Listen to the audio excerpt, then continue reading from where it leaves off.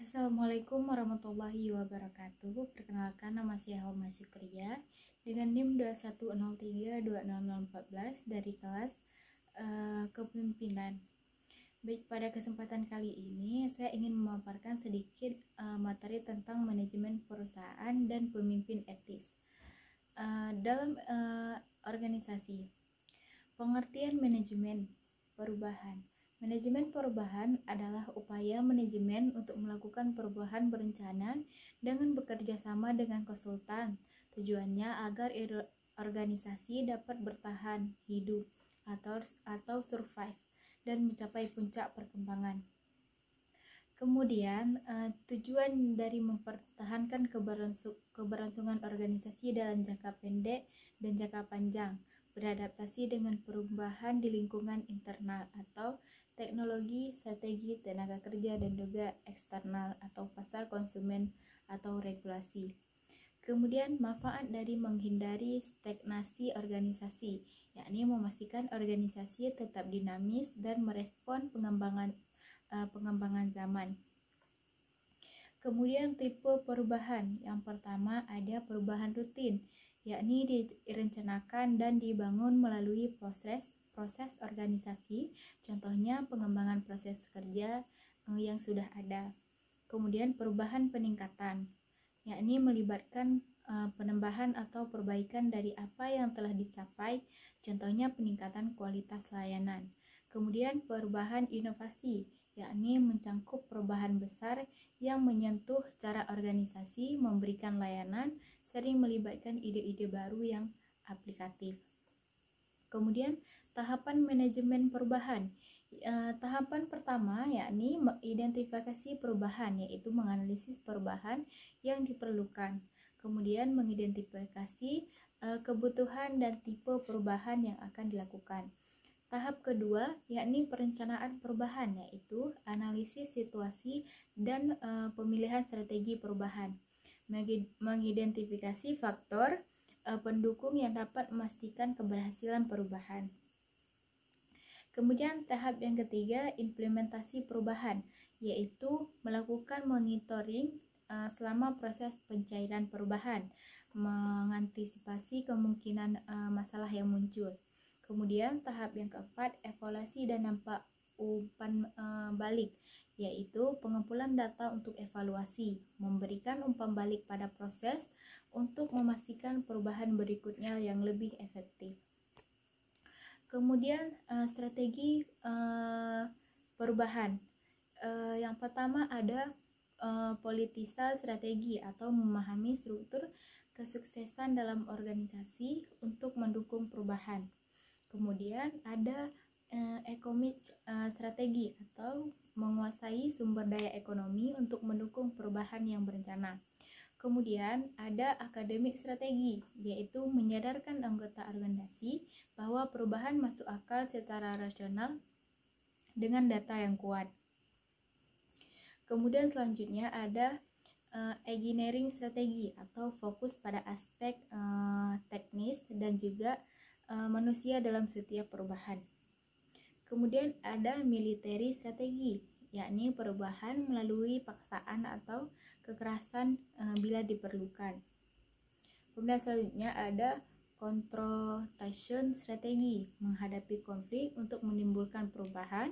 Kemudian ada applied behavioral science model, memahami ilmu perilaku untuk membantu implementasi perubahan. Kemudian selanjutnya ada followership strategi, perubahan melalui prinsip kepengikutan atau followership.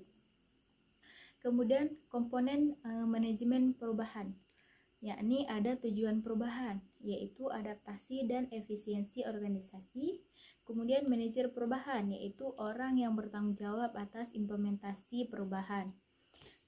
Selanjutnya ada agent of change atau pihak yang memfasilitasi perubahan dalam organisasi. Kemudian ada strategi yang diterapkan, yakni menyesuaikan metode berdasarkan situasi perubahan. Selanjutnya ada sumber daya, yaitu sumber yang mendukung perubahan seperti tenaga kerja, teknologi, dan juga anggaran. Kemudian selanjutnya ada target audiens, yakni pihak-pihak dalam organisasi yang menjadi target perubahan.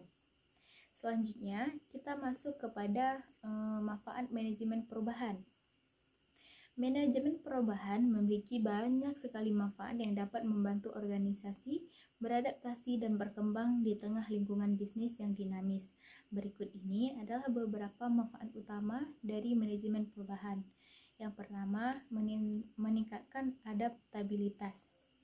Manajemen perubahan membantu organisasi dan karyawannya beradaptasi dengan cepat terhadap perubahan internal maupun eksternal, seperti perubahan teknologi, pasar, atau regulasi. Ini memungkinkan organisasi tetap kompetitif dan relevan. Kemudian, mengurangi ketidakpastian. Dengan strategi manajemen perubahan yang baik, karyawan akan lebih siap menghadapi perubahan. Ini mengurangi ketidakpastian dan kekhawatiran, sehingga meningkatkan kepercayaan diri dan juga kinerja selama proses perubahan berlangsung. Kemudian selanjutnya ada minimalkan resistensi manajemen, yakni perubahan yang efektif mengelola resistensi karyawan terhadap perubahan dengan melibatkan mereka dalam proses tersebut, menyediakan pelatihan dan juga komunikasi yang jelas. Ini membantu meningkatkan penerimaan dan partisipasi mereka. Selanjutnya, meningkatkan efisiensi dan juga produktivitas. Ketika perusahaan dilakukan dengan perencanaan yang baik, organisasi dapat mengoptimalkan proses bisnis, teknologi, dan juga struktur organisasi yang lebih efisien, yang pada akhirnya meningkatkan produktivitas dan juga mengurangi biaya operasional. Kemudian selanjutnya, mendukung inovasi. Manajemen perubahan mendorong organisasi untuk berpikir kreatif dan juga inovatif dengan memfasilitasi perubahan. Organisasi dapat terus mengembangkan produk, layanan, dan juga cara kerja yang baru yang lebih relevan dengan kebutuhan pasar. Kemudian meningkatkan kepuasan karyawan. Manajemen perubahan yang baik menciptakan lingkungan yang mendukung karyawan selama proses perubahan, seperti melalui pelatihan dan juga komunikasi yang jelas. Ini dapat meningkatkan motivasi dan juga kepuasan kerja, karena karyawan merasa dihargai dan juga didukung. Kemudian selanjutnya, meningkatkan komunikasi dan juga kolaborasi. Manajemen perubahan biasanya melibatkan peningkatan komunitas di seluruh organisasi, baik antara tim maupun antar manajemen dan juga karyawan. Hal ini memperkuat kolaborasi dan juga membuat semua orang lebih selaras dengan tujuan bersama. Kemudian, mengurangi gangguan bisnis manajemen. Perubahan yang efektif mampu mengurangi gangguan terhadap operasi bisnis sehari-hari dengan menyediakan rencana transisi yang jelas. Ini memungkinkan organisasi tetap beroperasi dengan lancar selama masa perubahan. Kemudian selanjutnya, meningkatkan kepatuhan terhadap regulasi. Ketika ada perubahan regulasi yang mempengaruhi bisnis, manajemen perubahan membantu memastikan bahwa organisasi dapat mematuhi peraturan baru dengan lancar sehingga terhindar dari risiko sanksi atau denda. Kemudian yang ke-10, meningkatkan daya saing. Dengan manajemen perubahan yang baik, organisasi dapat lebih cepat beradaptasi terhadap tren pasar, teknologi baru, atau perubahan kebutuhan pelanggan yang memberikan keuntungan kompetitif dibandingkan pesaing yang lambat beradaptasi. Kemudian, mengelola risiko perubahan proses. Manajemen perubahan membantu organisasi mengidentifikasi dan juga mengelola risiko yang terkait dengan perubahan, sehingga potensi dampak negatif dapat diminimalisir dan peluang keberhasilan meningkat. Mendukung pencapaian tujuan.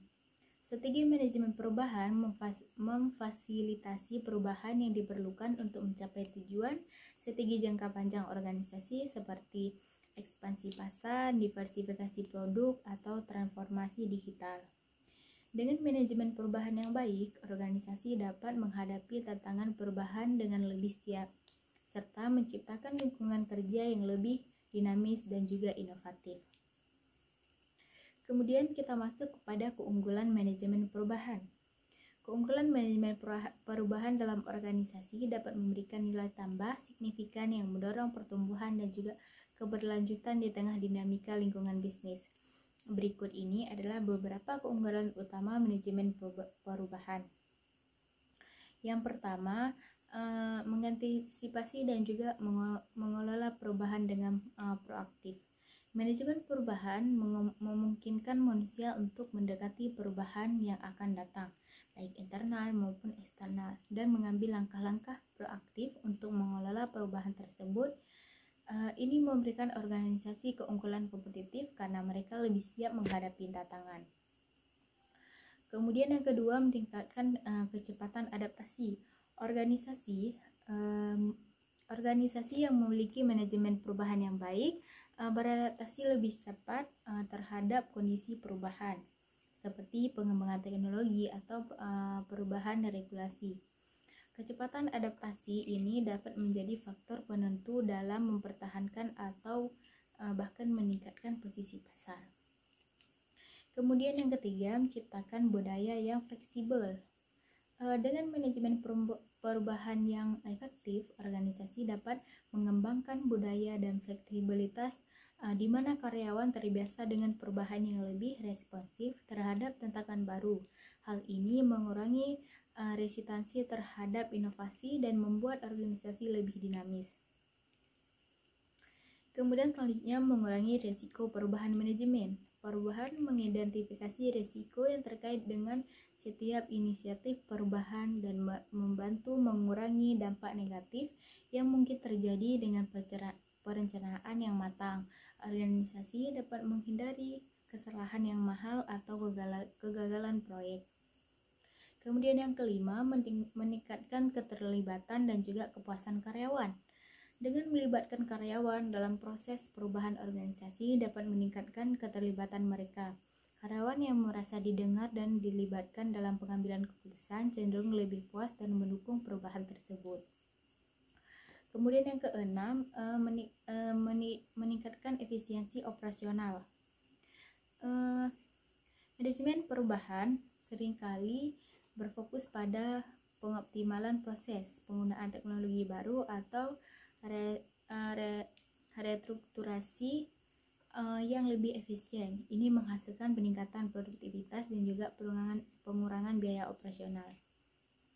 Kemudian yang ketujuh, mendorong inovasi dan juga kreativitas organisasi. Organisasi yang terbuka terhadap perubahan cenderung lebih inovatif. Manajemen perubahan mendorong karyawan untuk berpikir kreatif dan mencari cara untuk meningkatkan produk layanan atau proses bisnis. Memastikan transisi yang lancar. Dengan pendekatan manajemen perubahan yang struktur organisasi dapat memastikan bahwa transisi selama proses perubahan berlangsung dengan lancar tanpa mengganggu operasional sehari-hari atau kualitas layanan pelanggan. Kemudian yang kesembilan, meningkatkan reputasi organisasi. Yang mampu beradaptasi dengan cepat dan sukses menghadapi perubahan sering dipandang lebih kuat dan lebih teguh oleh pelanggan, mitra bisnis, dan investor. Ini dapat meningkatkan kepercayaan pemangku kepentingan dan juga reputasi perusahaan. Mengembangkan kepemimpinan yang kuat, manajemen perubahan menciptakan peluang bagi para pemimpin untuk menunjukkan kemampuan kepemimpinan mereka dalam situasi yang menantang.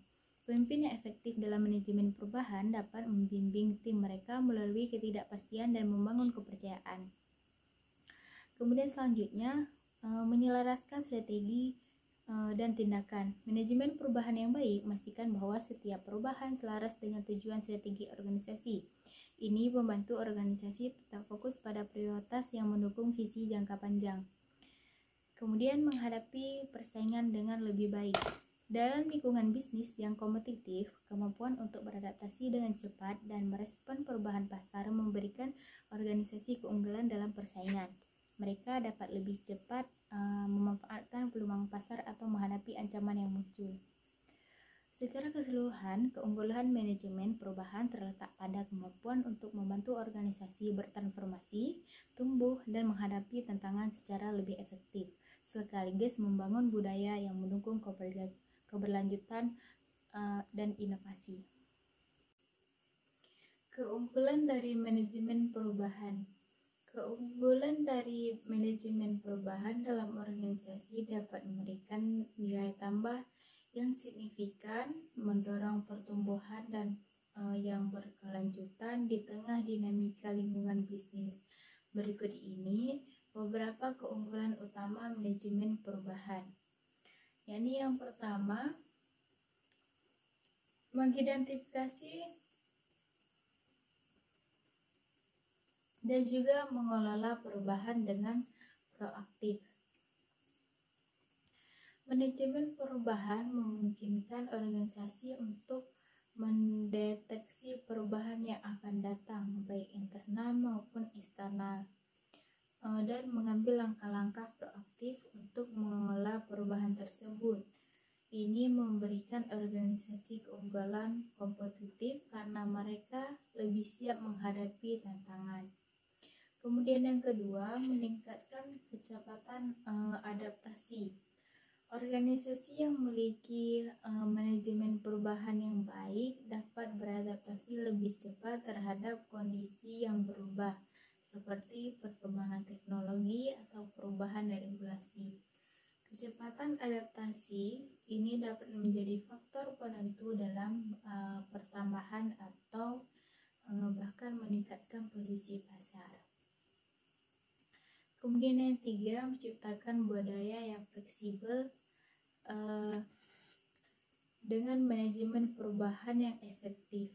Organisasi dapat mengembangkan budaya fleksibel di mana karyawan biasa dengan perubahan dan lebih responsif terhadap tantangan baru. Hal ini mengurangi resistensi terhadap inovasi dan membuat organisasi lebih dinamis. Mengurangi perubahan manajemen. Perubahan mengidentifikasi risiko yang terkait dengan setiap inisiatif perubahan dan membantu mengurangi dampak negatif yang mungkin terjadi. Dengan perencanaan yang matang, organisasi dapat menghindari kesalahan yang mahal atau kegagalan proyek. Meningkatkan kestabilan dan kepuasan karyawan. Dengan melibatkan karyawan dalam proses perubahan organisasi dapat meningkatkan keterlibatan mereka. Karyawan yang merasa didengar dan dilibatkan dalam pengambilan keputusan cenderung lebih puas dan mendukung perubahan tersebut. Kemudian meningkatkan efisiensi operasional manajemen. Perubahan seringkali berfokus pada pengoptimalan proses penggunaan teknologi baru atau restrukturasi yang lebih efisien. Ini menghasilkan peningkatan produktivitas dan mengurangi biaya operasional.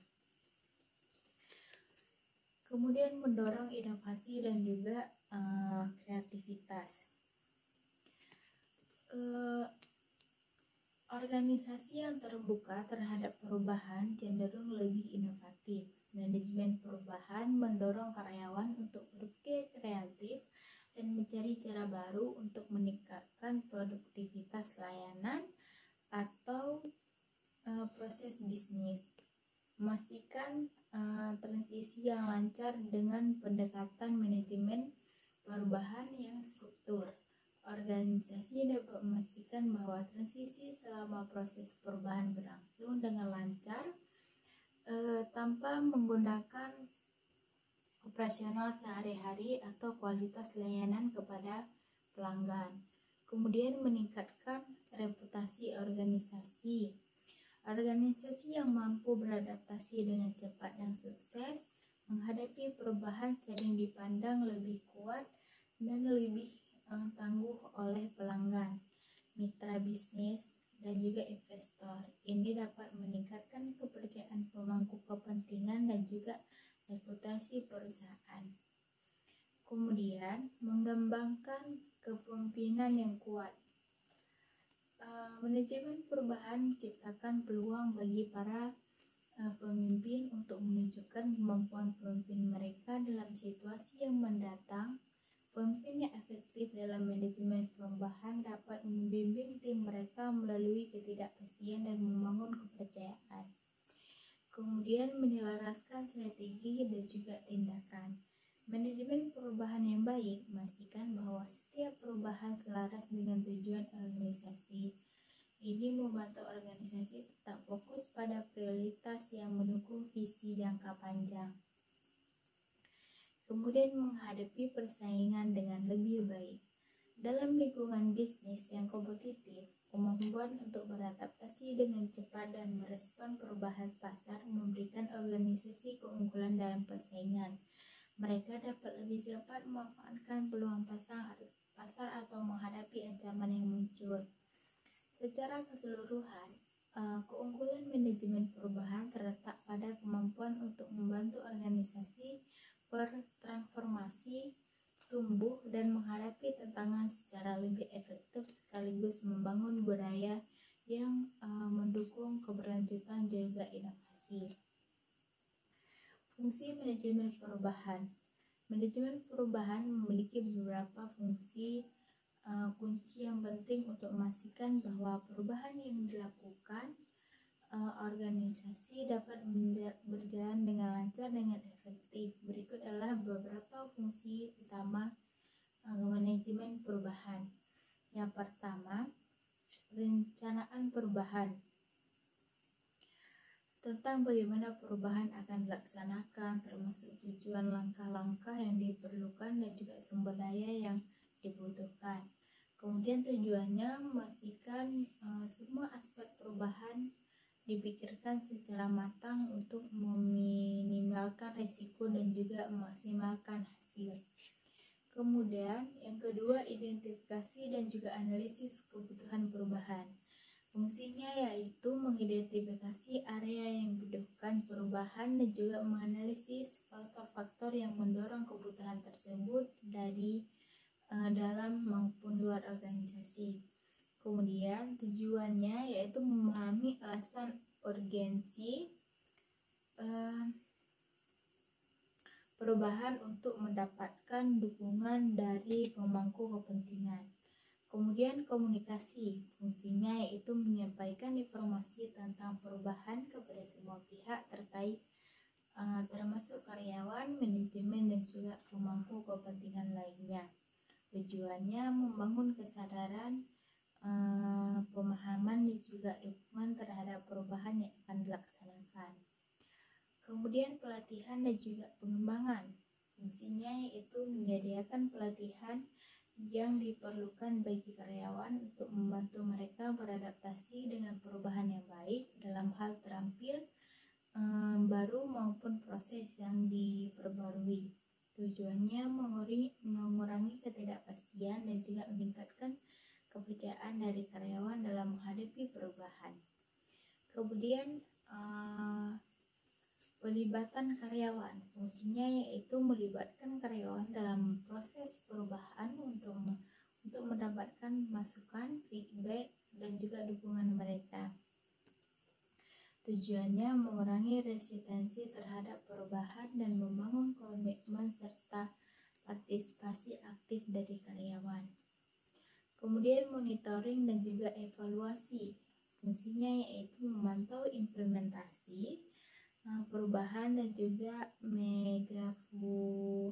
megavaluasi dampaknya terhadap organisasi. Tujuannya menilai aktivitas perubahan dan juga melakukan penyesuaian jika diperlukan untuk mencapai hasil yang diinginkan. Kemudian manajemen risiko, fungsinya yaitu mengidentifikasi dan juga mengelola risiko yang terkait dengan perubahan, termasuk potensi resistensi atau gangguan operasional. Tujuannya meningkatkan dampak negatif yang mungkin terjadi selama proses perubahan. Kemudian penegakan penguatan atau fungsinya yaitu menguatkan perubahan yang telah diterapkan melalui kebijakan, prosedur dan insentif yang mendukung perilaku yang diinginkan. Tujuannya memastikan bahwa perubahan berkelanjutan tidak hanya bersifat sementara. Dengan menjalankan fungsi-fungsi ini, manajemen perubahan dapat memastikan bahwa proses perubahan dalam organisasi berlangsung dengan lancar, efektif, dan memberikan hasil yang diharapkan. Manajemen perubahan yang baik juga membantu menciptakan lingkungan yang lebih adaptif dan juga inovatif, memungkinkan organisasi untuk tetap relevan dan juga kompetitif.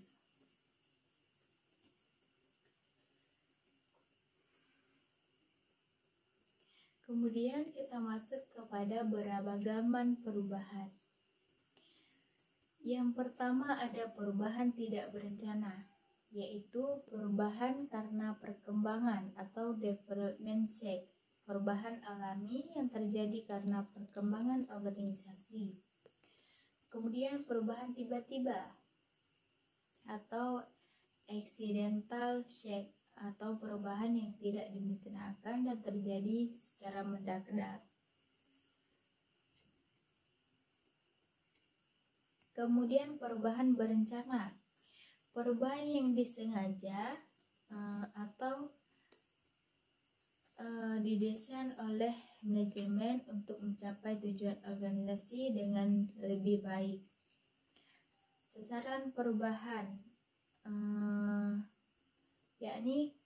yaitu sasaran perubahan organisasi, yaitu perubahan struktur, mencakup perubahan pada tujuan, misi, dan juga dan tugas pokok organisasi. Perubahan prosedur kerja, perubahan dalam proses administrasi, perumusan kebijakan, pengambilan keputusan, dan juga perencanaan. Perubahan hubungan kerja, yaitu menciptakan hubungan kerja yang lebih demokratis dan juga partisipatif antara anggota organisasi. Perubahan motivasi, peningkatan motivasi anggota organisasi melalui prosedur kerja baru lebih efisien, misalnya dengan penerapan teknologi.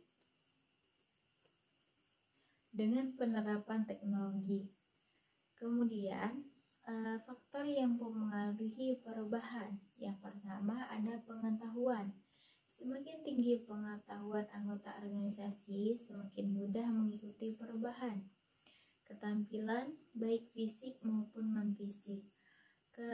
Keterampilan berperan penting dalam penerapan perubahan.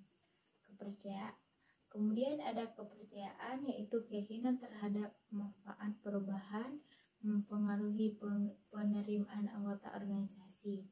Kemudian lingkungan organisasi. Lingkungan yang mendukung perubahan berperan penting dalam menghasilkan perubahan.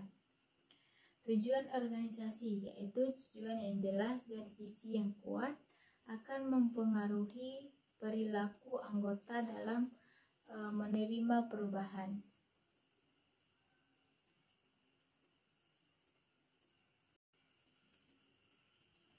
Kemudian kita masuk kepada penolakan terhadap perubahan.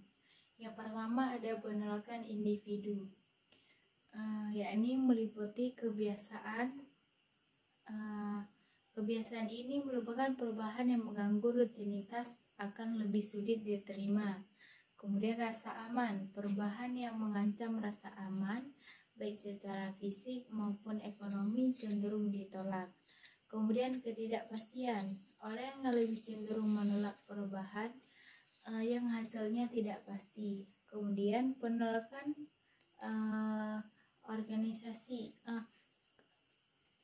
penolakan organisasional meliputi inersia struktural dan juga ancaman terhadap keahlian. Kemudian strategi dalam mengatasi penolakan, yang pertama ada edukasi dan juga komunikasi, menjelaskan latar belakang, tujuan, dan juga manfaat perubahan secara jelas kepada seluruh pihak. Kemudian partisipasi, yakni melibatkan semua pihak dalam pengambilan keputusan terkait perubahan. Kemudian memberikan dukungan, yaitu konsultasi perubahan dan terapi untuk membantu mengurangi ketakutan dan juga kecemasan. Kemudian negosiasi, yaitu bernegosiasi dengan pihak-pihak yang menentang perubahan, terutama jika mereka memiliki kekuatan yang signifikan. Kemudian manipulasi dan juga kooptasi, menggunakan teknik manipulasi fakta atau kooptasi pihak yang menentang dengan memberikan posisi penting. Paksaan, menggunakan ancaman dan juga hukuman bila diperlukan untuk mendorong perubahan. Kemudian perilaku perubahan, pelaku dengan kekuasaan resmi, pihak yang memiliki legitimasi formal dalam organisasi. Kemudian pendorong perubahan, mereka yang melihat perubahan setelah membandingkan dengan organisasi lain. Kemudian yang ketiga, fasilitator perubahan, yaitu pemimpin informal yang melancarkan proses perubahan. Definisi etika dan moral dalam pemimpin. Yang pertama ada etika kepemimpinan. Standar perilaku yang diharapkan dari seorang pemimpin berdasarkan nilai-nilai normal. Etika melibatkan prinsip-prinsip benar atau salah dalam tindakan. Yang pertama, contohnya pemimpin yang adil dalam membuat keputusan tanpa mementingkan kelompok tertentu. Yang kedua, moral kepemimpinan, ajaran agama, adat istiadat, dan ideologi yang diajarkan dijadikan pedoman dalam kehidupan sehari-hari. Moral menekankan aspek perilaku yang baik secara individual dan juga sosial. Contohnya, seorang pemimpin yang bertindak berdasarkan keyakinan agama dan juga ajaran moral masyarakat. Kemudian kita masuk kepada pentingnya etika dan juga moral dalam kepemimpinan. Yang pertama, peran etika dalam mencari keseimbangan sosial. Etika membantu pemimpin membuat keputusan yang tidak hanya menguntungkan dirinya sendiri, tetapi juga bermanfaat bagi seluruh anggota organisasi. Yang kedua, moral sebagai landasan kepercayaan. Moralitas seorang pemimpin adalah dasar dari kepercayaan pengikutnya. Pemimpin yang tidak bermoral akan menghilangkan kepercayaan dan juga dukungan. Kemudian yang ketiga, pemimpin yang bermoral melahirkan keteladanan. Pemimpin yang beretika menjadi teladan bagi bawahannya dan membantu membangun lingkungan kerja yang sehat. Contohnya, pemimpin yang jujur dalam melaporkan keuangan organisasi meskipun menghadapi tekanan untuk menunjukkan informasi. Kemudian kita masuk kepada komponen utama moral. Yang pertama ada kejujuran. Pemimpin harus selalu berkata jujur kepada bawahannya dan menjaga bawahannya agar selalu transparansi dalam setiap tindakan. Contohnya melaporkan kondisi perubahan apa adanya tanpa manipulasi data. Kemudian yang kedua, tanggung jawab. Pemimpin bertanggung jawab atas setiap keputusan yang diambil dan dampaknya bagi organisasi. Contohnya seorang CEO yang bertanggung jawab atas kegagalan strategi bisnis yang diterapkannya. Kemudian yang ketiga, amanah. Pemimpin harus memegang teguh janji dan kepercayaan yang diberikan kepadanya. Contohnya memastikan bahwa sumber daya organisasi digunakan untuk kepentingan bersama, bukan pribadi. Kemudian yang keempat, kepedulian terhadap kepentingan umum. Pemimpin yang baik harus mengutamakan kesejahteraan publik dibandingkan dengan kepentingan pribadinya. Contohnya, seorang pemimpin politik yang membuat kebijakan demi kepentingan rakyat, bukan demi memperkaya dirinya. Kemudian selanjutnya kita masuk pada fungsi etika dan moral dalam kepemimpinan. Fungsi etika dan moral dalam kepemimpinan sangat penting untuk menciptakan lingkungan kerja yang positif, membangun kepercayaan, mencapai tujuan organisasi dengan cara yang bertanggung jawab.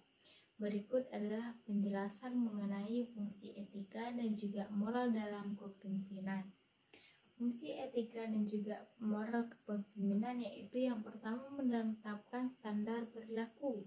Fungsinya yaitu pemimpin yang etis menetapkan dan juga menegakkan standar perilaku yang tinggi menjadi contoh bagi anggota tim. Tujuannya yaitu menciptakan budaya organisasi yang menghargai integritas, kejujuran, dan juga tanggung jawab.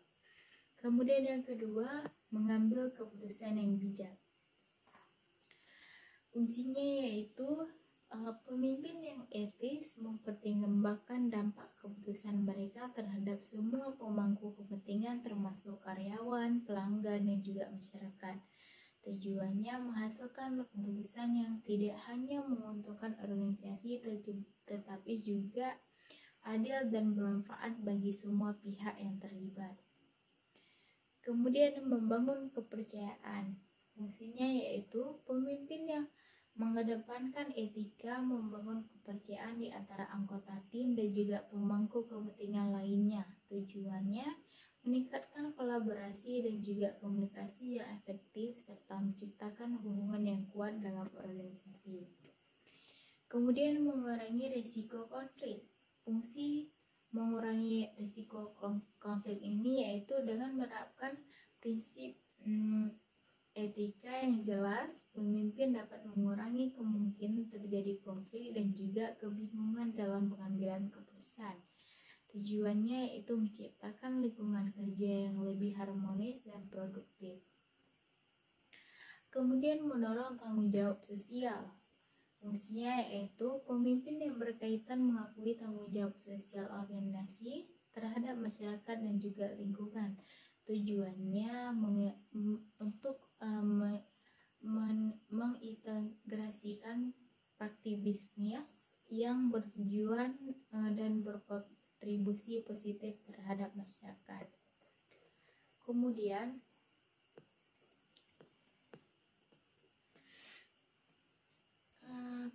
secara keseluruhan fungsi etika dan moral dalam kepemimpinan sangat penting untuk membangun dan mempertahankan reputasi organisasi yang baik.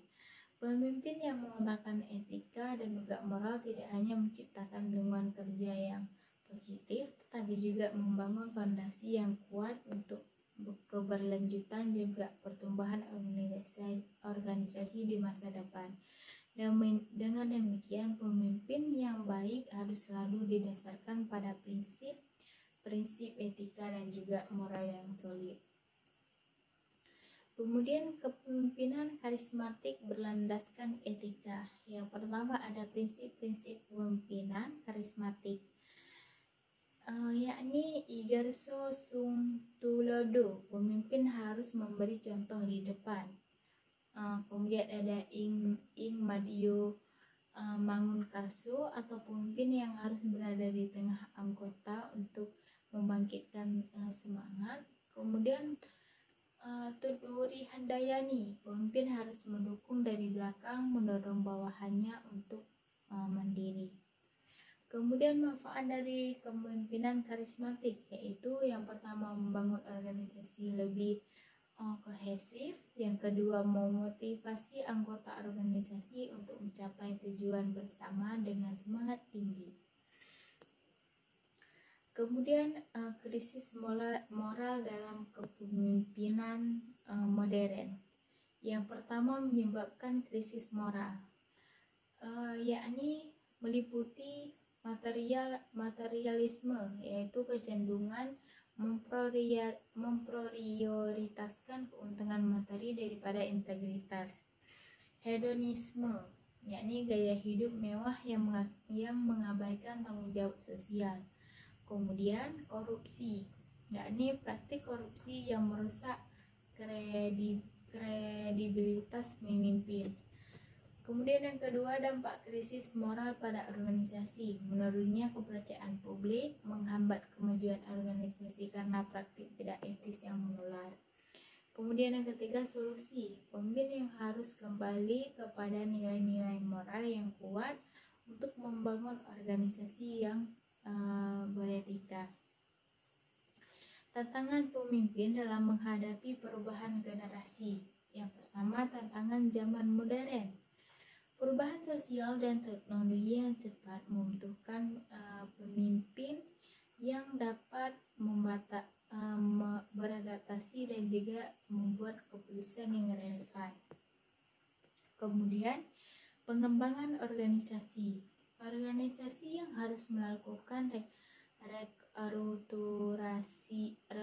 rekruturisasi untuk mengikuti perkembangan zaman seperti mager atau penggabungan perusahaan kecil, merger atau pergabungan perusahaan kecil. Contohnya, tantangan nyata. Perubahan digital di dalam manajemen data dan teknologi memaksa organisasi untuk perubahan dan beradaptasi. Kemudian peran pemimpin generasi. Peran pemimpin generasi muda dalam pembangunan bangsa. Yang pertama, pemuda sebagai alat perubahan. Pemuda memiliki potensi besar untuk membawa perubahan sosial dan politik di masa depan. Kemudian kekuatan moral pemuda.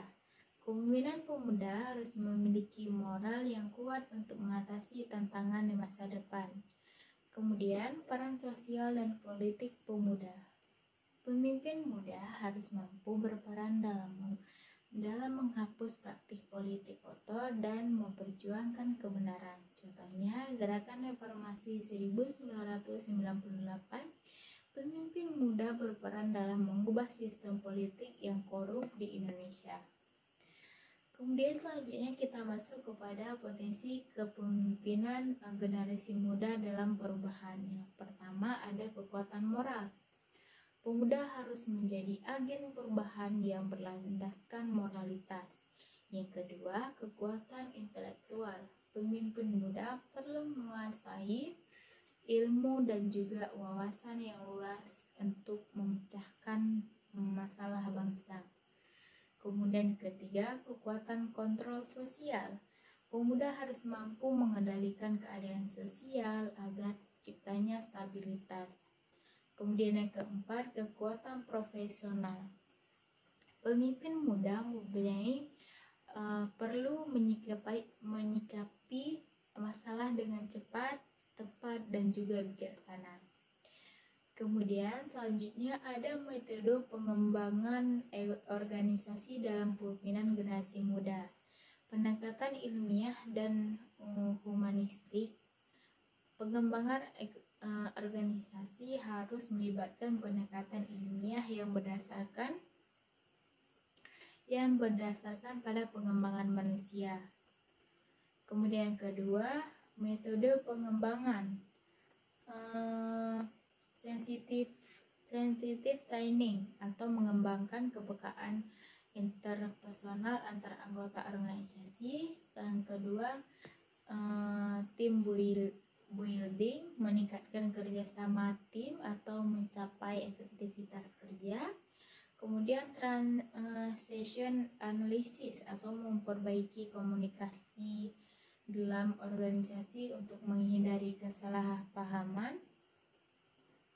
Kemudian pengembangan kepemimpinan generasi muda yang efektif. Yang pertama ada kualifikasi pemimpin generasi muda, yakni meliputi moralitas, yaitu pemimpin muda harus memiliki integrasi yang tinggi. Kemudian kredibilitas sosial. Pemimpin muda harus mampu membangun jaringan sosial yang kuat. Kemudian profesional keilmuan. Pemimpin muda harus memiliki pemahaman mendalam tentang bidang keilmuan. Langkah-langkah pengembangan yang pertama, pelatihan dan juga pendidikan pemuda harus dipersiapkan melalui pelatihan, pengasahan keterampilan dan juga pengetahuan umum mereka. Baik, sekian pemaparan materi dari saya. Lebih dan kurangnya saya mohon maaf. Wabillahi taufik wal hidayah. Assalamualaikum warahmatullahi wabarakatuh.